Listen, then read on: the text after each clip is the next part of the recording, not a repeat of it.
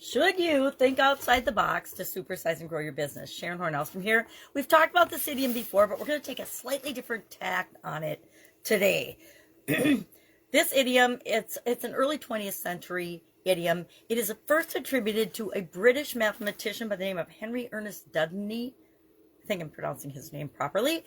But he actually invented the 9-box mathematical or 9-dot puzzle, where you need to take and draw 4 straight lines, only 4 straight lines, to connect the 9 dots.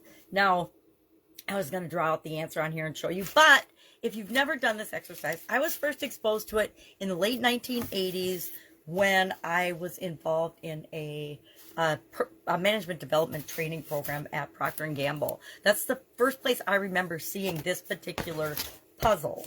And then in the 1970s, it was made popular in psychology and the whole thought of thinking outside the box by a gentleman by the name of J.P. Gilliford.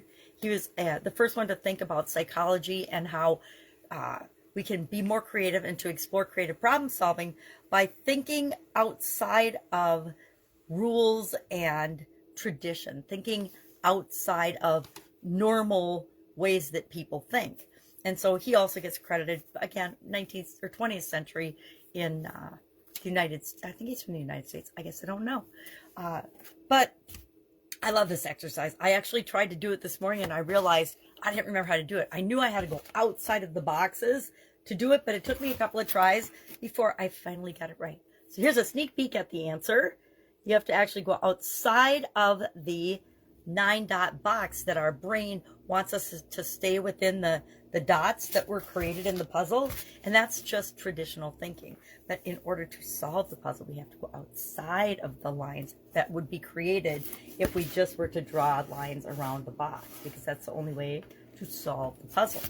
So, love this puzzle. Wonder if you've used it. It's really, it's a great reminder that we need to, and a lot of the reason we started our own businesses is because we wanted to create our own rules. We wanted to get out of the box that others had been creating, or the world tries to create for us, to create something new and different in the world. And that involves thinking differently, seeing things differently, being open to the possibilities that are out there as we grow and build and supersize our business. So I'd love if you would share in the comments below one way that you've had to think outside the box as you're growing and building and supersizing your business. I can actually think of literally thousands and thousands of ways I've had to solve problems and think outside the box and do things that people have never done before in order to create the things that I've wanted in the different businesses and industries I've been involved in.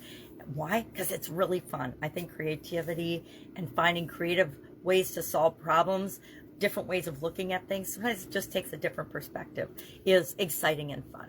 All right, that's it. Have an awesome day. If I can help you in any way, ask advice. I'll be with you tomorrow with another interesting idiom. What does it mean? Where does it come from? And how might you use it to grow and build and supersize your business? Have an awesome day.